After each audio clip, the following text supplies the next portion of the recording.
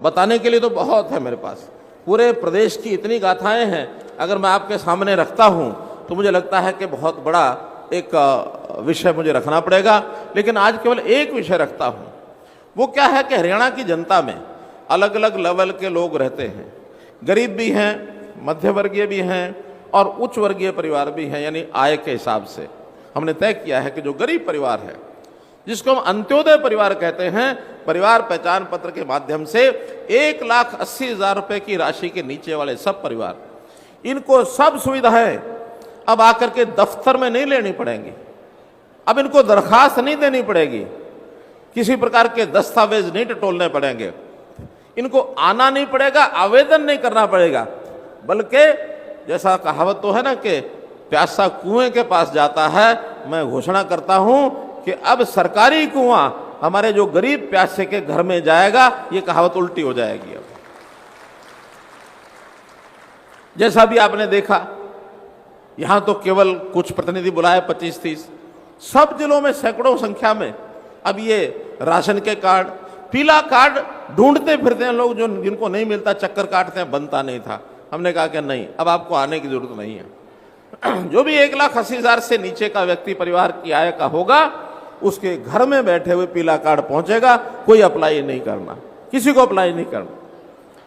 जो बुजुर्ग 60 साल का, हमारे बुजुर्ग चाहे स्त्री हो चाहे पुरुष हो, 60 साल का होते ही 1 महीना पहले व्यक्ति हमारा जाएगा कि आप अगले महीने 60 साल के हो रहे हैं, इस कागज पर साइन कर dीजिए। केवल उसका कंसेंट फॉर्म लेना है, अगले महीने उसकी पेंशन उसके खाते में जानी शुरू हो जाएगी, धक्के नहीं खाने पड़ेंगे। जो बेरोजगार हैं, उनके लिए हमने पहचान करके मेले लगवाए हैं और उन मेलों को उनको बुलवाया है। वो क्या काम कर सकते हो, जो भी कोई आदमी कहता है मैं काम, अपना दुकान बना सकता हूं, मैं कहीं घर के अंदर अपने छोटा मोटा उद्योग शुरू कर सकता हूं, मैं नाई का काम कर सकता हूं, मैं ब्यूटी पार्लर, कोई लड़की हमारी बहन कहती है मैं चला सकती हूं,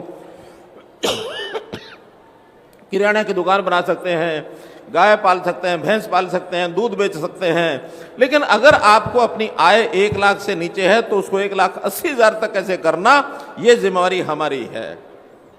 अब उसको कहा कि तुम आ जाओ, जो पैसा चाहिए यानी लोन पर मिलेगा। उनको ये भी कहा कमा के वापस करना है, ये नहीं कि पैसा ले जा करके बर्बाद कर दिया। उसके ऊपर संभाल भी कराएंगे हम, उसके ऊपर हम उसका संरक्षक भी बनाएंगे कि इसको काम नहीं करना तो काम भी सिखाओ, उसको पैरों पर खड़ा करना है। सरकारी सब्सिडी अगर कोई होगी तो वो भी देंगे, किसी प्रकार का जो भी सहायता अनुदान होगा वो देंगे, लेकिन कमा करके बैंक का लोन उसको वापस करना है, इसकी संभाल भी करेंगे। हम समाज के अंदर एक पॉलिसी मोदी जी ने जो बनाई है, स्टैंड अप पॉलिसी, अर्थात कोई व्यक्ति अपने पैरों पर कैसा खड़ा हो, ये स्टैंड अप पॉलिसी है।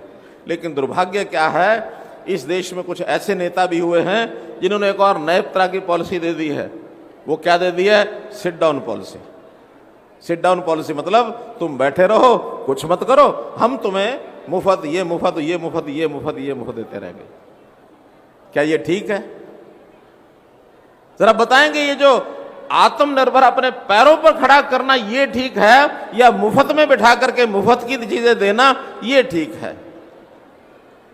अगर आपको मेरी बात समझ आ रही हो तो बताओ, अपने पैरों पर खड़ा होना ठीक है कि नहीं है?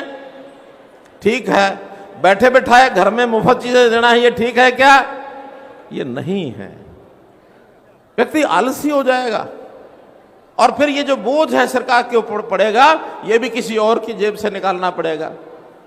सरकार की अपनी कोई फैक्ट्रियां नहीं होती हैं, सरकार की अपनी कोई आमदनी नहीं होती है। ये तो एक जेब से निकालना, दूसरी जेब में डालना।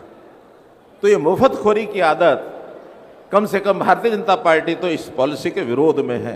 हमारी पॉलिसी है stand up, sit down policy नहीं है।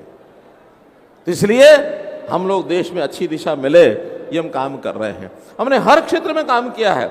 अभी गरीबों को उनका सामाजिक सुरक्षा हो, उनका परिवार में कोई दुख तकलीफ आ जाए तो पैसा मिल जाए, इसके लिए भी 2 तरह की बीमा योजनाएं, प्रधानमंत्री जीवन ज्योति बीमा योजना, प्रधानमंत्री सुरक्षा बीमा, सड़क सुरक्षा बीमा योजना।